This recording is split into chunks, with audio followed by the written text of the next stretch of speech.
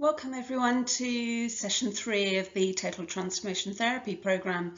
I'm welcoming you today and I'm looking forward to going through and telling you a little bit more about BWRT.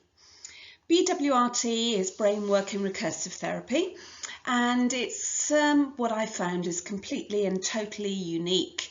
It's based on an idea that us as humans are basically robotic, and that's because the physical brain simply recognises input patterns into our brain and creates new patterns if something new is encountered. So I'll explain more as we go through.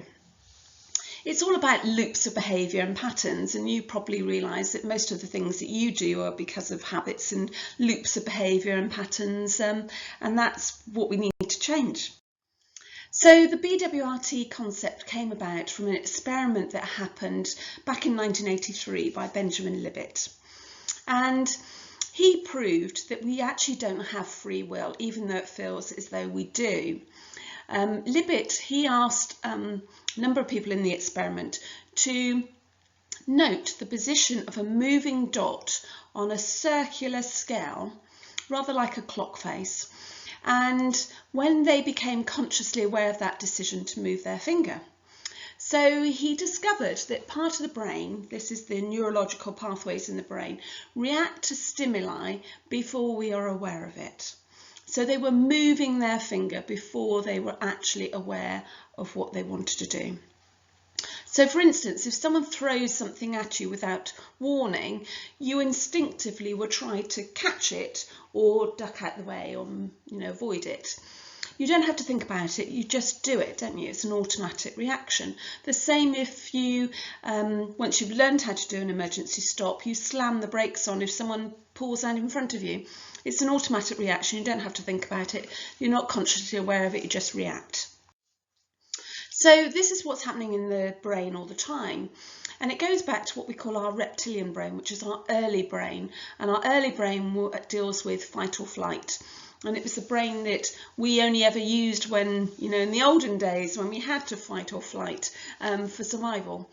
So it goes back to that, and that works a bit like a processing centre, almost like a computer database.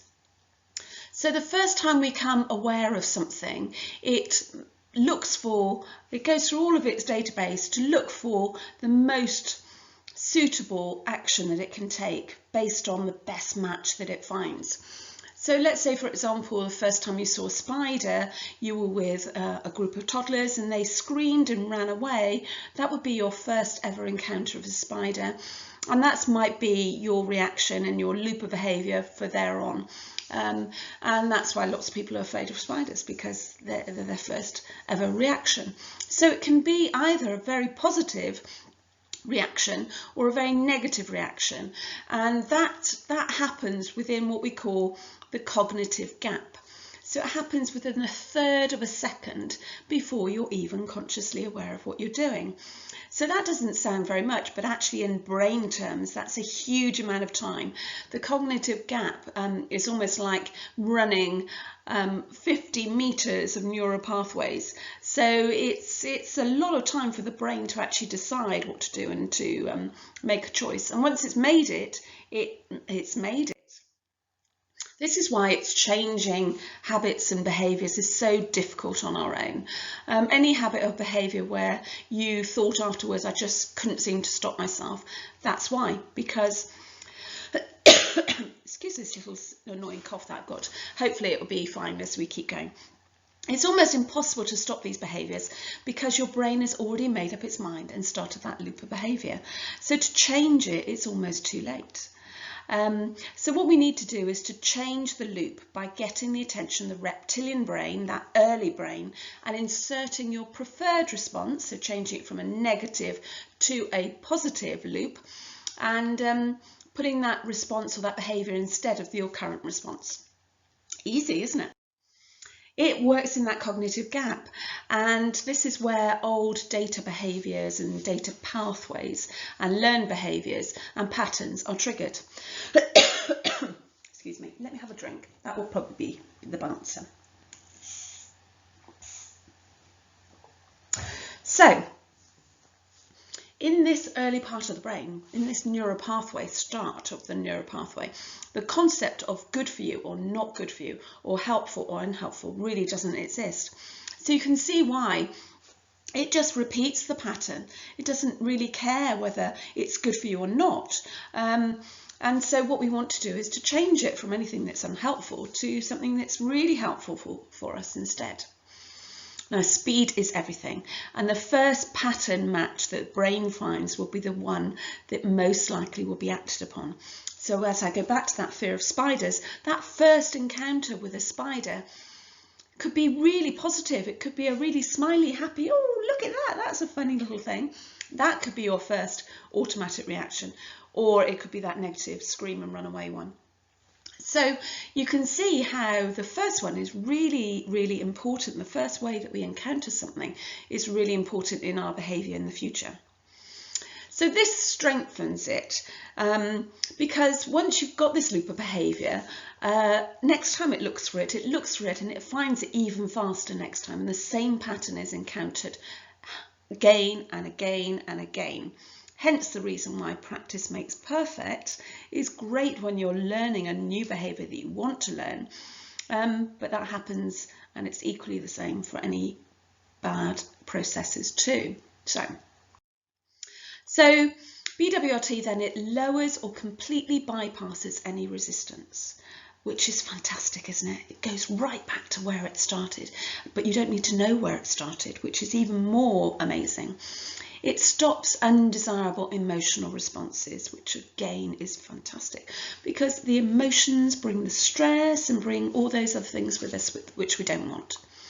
It changes the recursive loop. It changes that ongoing loop of behaviour which we want to change. And what we do is we reprogram the reptilian part of our brain, the part of our brain which is responsible for the fight, flight and what we call freeze response. So it reprograms right back there. And the main requirement of this is that the replacement must be plausible, possible and fair for all concerned, which of course is what we all want, I'm sure. So the neuropathways then, I've mentioned these already. Neuropathways are formed during life. We're generally only got a couple when we're born. So at birth we've got a neuropathway which doesn't like loud noises or has an effect on loud noises, and we have a response to that, and the falling reflex. So those tend to be the only two. Otherwise, every other one comes from the outside world, and there are millions of them every second. So the brain and these neuropathways are testing it to see if there's a recognised pattern. So if there's some sort of suitable response, it can be triggered, which is fascinating, isn't it? By the time we're aware of them, those impulses have been tested literally millions of times. And as we know what to do, or we discover what we don't know what to do, then we have a need to find out. If we can't find out how to deal with it, if there's no pattern of behaviour in the brain, then that's when we can suffer stress. So the brain loves these repeated patterns. It just makes everything much more easy for it. It doesn't care whether the pattern is negative or positive. It just likes the patterns. So let's see if we can get this to work.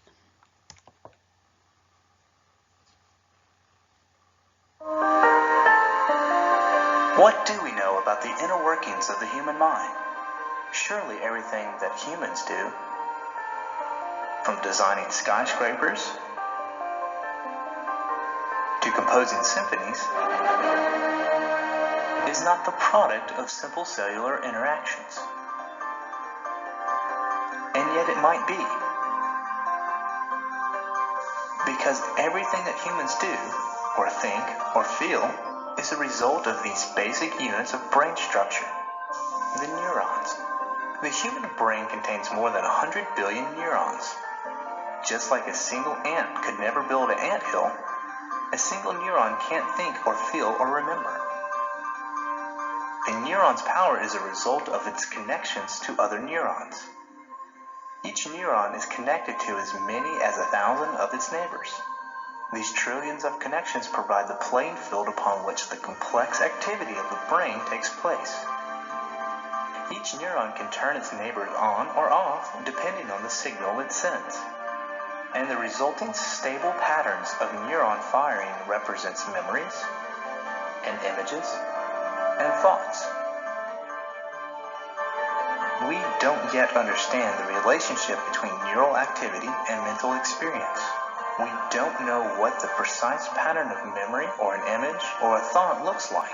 We don't yet know how to read the cerebral code of the neurons, but progress is being made. We can now watch exactly how various stimuli and memories cause the firing of hundreds of neurons. Perhaps these techniques will allow us to work our way up from the activity of a few neurons to see the structure that emerges from the whole. So there you go.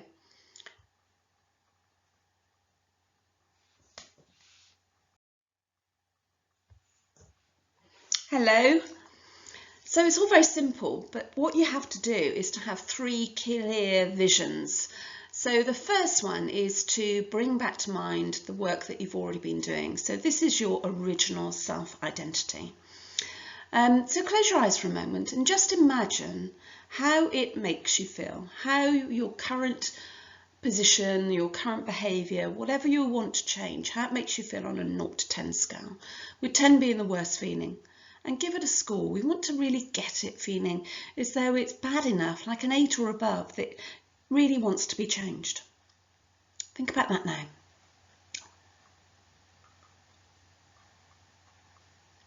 And give that a representative image or symbol that will really just completely encapsulate everything that you want to.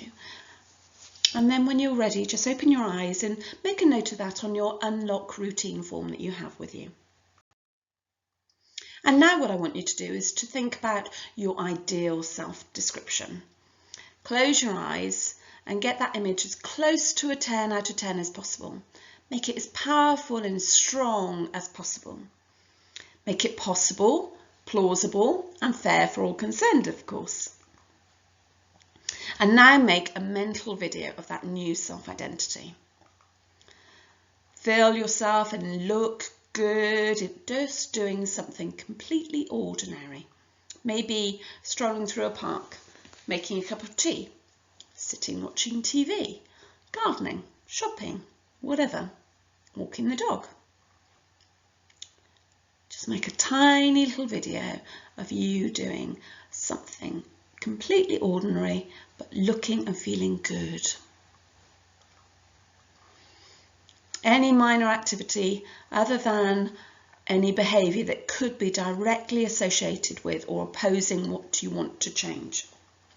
So keep clear of the problem during this exercise. Well done. Make a note of that on your form so that you've got an idea of what you included. And now go to your virtual future memory. I want you to close your eyes and imagine one day next week or next month, looking back at the moment when you discovered how brilliantly this therapy had worked. Just bring something to mind, and that's what we're going to call your future memory. And when you have that, open your eyes and put that on your unlock form as well.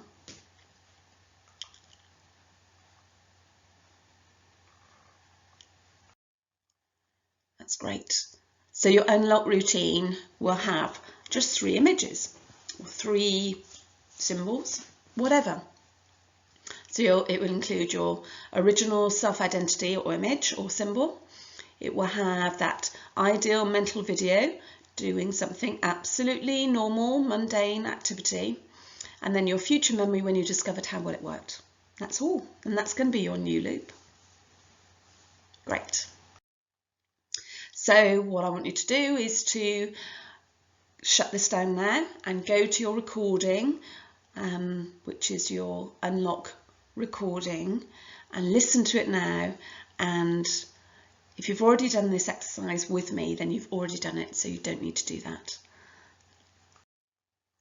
Your homework then for this session is simple. It's a simple thought change exercise, and again I'll be recording this for you, and I want you to complete your worksheet 2 and then to listen to your recording or to do your visualization, which is written out for you on here anyway. To do that about 3 times a day. Doesn't take very long. It's a couple of minutes, if that. And then fill in your worksheet 2. And again, like with your worksheet 1, it's essential that you do this daily. So the first time, what I want you to do is to just note how easy it was for you to do the visualization, which is about a minute, which I'll be recording as I say. So I just want you to do that. So we've got 3 sessions here. How easy was it for you to do the first session, second session and third session? And you just have to put that between 1 and 10. 10 is very easy and 1 is difficult. Okay, where are you on that score? And then what I want you to do is to complete your overall assessment of how you feel about your ideal self. When you focus on your ideal self, how does that feel now? Just write that down and write it down on your sheet every day. And then your positive mood indicator, so that I can see where you are. Again, a 1 is poor and 5 is good. And just put that between 1 and 5. Just tick it on day 1 through to day 7. And the same with optimism. Where are you? Very optimistic? That's a 5, or not very optimistic at all. That's a 1. Great. Well done. Keep going. You're doing really well, and I look forward to seeing you next week for session 4. Wow. Bye. Keep in touch.